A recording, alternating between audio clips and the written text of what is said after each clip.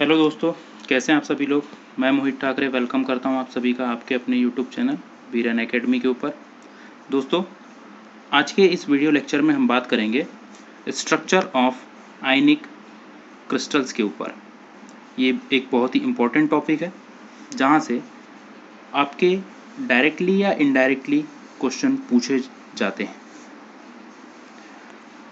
आयनिक crystal में हम जैसे कि जानते हैं, जो भी आयनिक क्रिस्टल रहेगा ये कैटायन और एनायन से मिलकर बना रहेगा। सबसे पहले हम बात करें NaCl के क्रिस्टल की। तो NaCl का जो क्रिस्टल होता है ये Na यहाँ पे मतलब सोडियम यहाँ पे कैटायन होगा और क्लोरीन जो होगा यहाँ पे एनायन होगा। इनसे मिलकर बनेगा हमारा NaCl का क्रिस्टल। तो अगर से हम बात करें NaCl के क्रिस्टल की, तो इस क्रिस्टल में जो सोडियम की आयनिक रेडियस निकल के आती है वो आती है 95 पिकोमीटर, और जो क्लोरीन का आयनिक रेडियस आता है वो आता है 181 पिकोमीटर। जैसे कि आप लोगों को समझ में आ रहा होगा, जो क्लोरीन का आयनिक रेडियस आया है ये सोडियम से काफ़ी बड़ा है। इसी कारण से जब इनका अरेंजमेंट होता है एक क्रिस्टल के फॉर्म में, तो क्लोरीन जो है ये कॉर्नर पर और फेस सेंटर पर अपनी पोजीशन ले लेता है। मतलब क्लोरीन का जो आयन है वो कॉर्नर्स पर तथा फेस सेंटर पर अपने अपने एटम को अरेंज कर लेगा।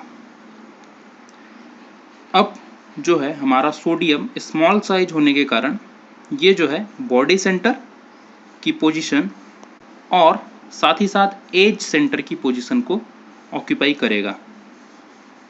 इसके कारण जो NaCl का हमारा जो क्रिस्टल दिखेगा वो कुछ इस टाइप से दिखेगा। जैसे कि आप लोगों को डायग्राम में दिख रहा है, जो रेड कलर के सर्कल्स हैं वो क्लोरीन को इंडिकेट कर रहे हैं, Cl- आयन को इंडिकेट कर रहे हैं, और जो हमारा ब्लैक सर्कल है वो Na+ यानी सोडियम आयंस को इंडिकेट कर रहा है। इस स्ट्रक्चर में एक सिंपल क्यूब के हेल्प से आप लोगों को समझाया गया है। आपको बेटर वे में समझना है तो आप ऐसा अज्यूम करिए कि ठीक ऐसा ही एक क्यूब जस्ट इसके ऊपर भी है, जस्ट बाजू में, यानी हॉरिजॉन्टली और वर्टिकली इस टाइप से एक पूरा अरेंजमेंट इसी टाइप के क्यूब्स का होता है। इस स्ट्रक्चर को जब हम एक्सटेंड करके देखते हैं तो हमें कुछ इस टाइप के दो स्ट्रक्चर मिलेंगे, जहाँ पर हमारा जो पहला स्ट्रक्चर है यहाँ पे ये दिख रहा है हमें कि जो सोडियम के आयंस हैं ये क्लोरीन के 6 आयन से घिरे हुए हैं। और नेक्स्ट हमारे डायग्राम में जहाँ पे ब्लू कलर की डॉटेड लाइन दिख रही है वहाँ पर ये दिख रहा है हमें कि जो क्लोरीन का भी आयन है वो भी 6 प्रकार के सोडियम आयन से घिरा हुआ है। अब क्योंकि यहाँ पर जो सोडियम या हम बोले क्लोराइड जो हैं ये दोनों ही 6 आयन से घिरे हुए हैं, इस कारण से इन दोनों का यहाँ पे जो कोऑर्डिनेशन नंबर निकल के आता है, सोडियम का भी निकल के आता है 6 और क्लोराइड का भी यहाँ पर कोऑर्डिनेशन नंबर निकल के आता है 6। और ओवरऑल अगर हम क्रिस्टल के रेशो की बात करें NaCl के क्रिस्टल में, तो ये जो रेशो निकल के आता है 6:6 का यहाँ पे कोऑर्डिनेशन रेशो निकल के आता है। अब क्योंकि दोनों का जो रेशो है हमारा लगभग इक्वल है, यानी Na का भी 6 और क्लोराइड का भी 6, तो ये जो क्रिस्टल बनाएगा ये NaCl का क्रिस्टल कहलाएगा कि ये AB टाइप के क्रिस्टल है जहाँ पे रेशो दोनों का सेम है। NaCl के क्रिस्टल को आप याद रखिए रॉक साल्ट स्ट्रक्चर भी कहते हैं। कुछ एग्जाम्स में डायरेक्ट ऑब्जेक्टिव्स में इस टाइप का क्वेश्चन पूछा गया है कि रॉक सॉल्ट क्रिस्टल या रॉक सॉल्ट स्ट्रक्चर किसका होता है। तो आपको याद रखना है NaCl के क्रिस्टल को हम रॉक सॉल्ट क्रिस्टल या स्ट्रक्चर कहते हैं। आगे कुछ एक एग्जाम्पल है जो सेम NaCl टाइप से क्रिस्टल फॉर्म करते हैं, जिसमें एल्कली मेटल हैलाइड के कुछ एग्जाम्पल हैं जैसे कि lithium chloride, potassium bromide, rubidium iodide, etc। कुछ मेटल ऑक्साइड्स हैं जैसे magnesium oxide, calcium oxide, titanium oxide, etc। और कुछ और एक एग्जांपल हैं जो सेम NaCl टाइप से स्ट्रक्चर देते हैं, जहाँ पे कोऑर्डिनेशन नंबर 6:6 का आता है, जैसे कि AgCl और AgBr भी इस टाइप का स्ट्रक्चर देते हैं।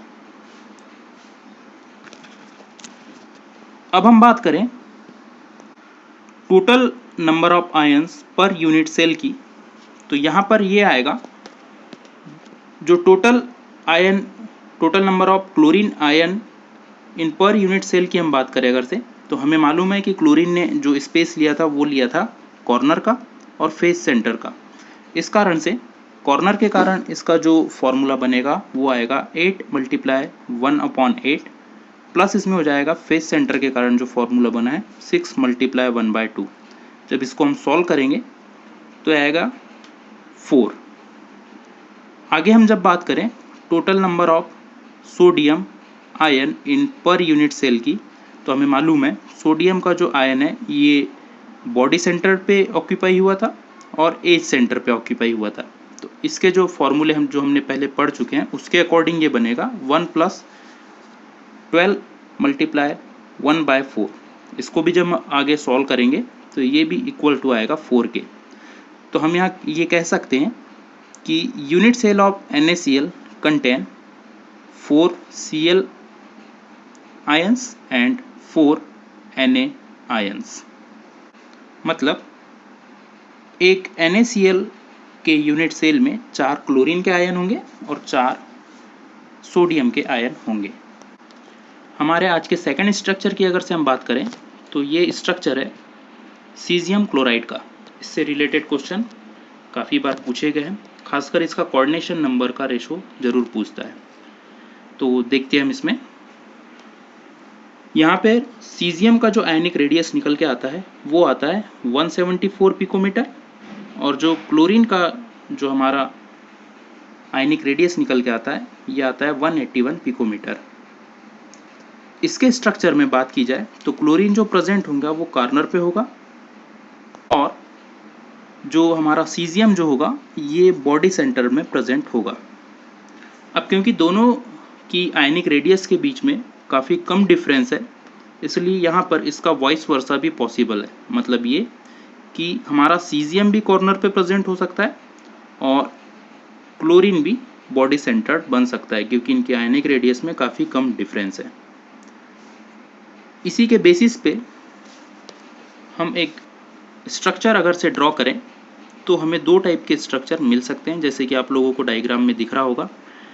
जो ब्लू कलर की पेन से जो इंडिकेट किया गया है वो है सीजियम का स्ट्रक्चर, और जो रेड कलर की इंक से जो इंडिकेट किया गया है वो है हमारा क्लोरीन का स्ट्रक्चर। यहाँ पर पहले स्ट्रक्चर में हमें दिख रहा है कि जो एक सीजियम का मॉलिक्यूल है वो टोटल 8 प्रकार के क्लोरीन के मॉलिक्यूल से सराउंडेड है।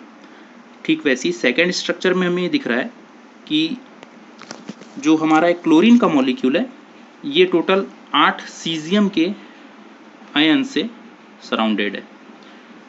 तो इस बेसिस पर हम ये कह सकते हैं कि जो सीजियम का और जो क्लोरीन का हमारा कोऑर्डिनेशन नंबर आएगा वो आएगा 88।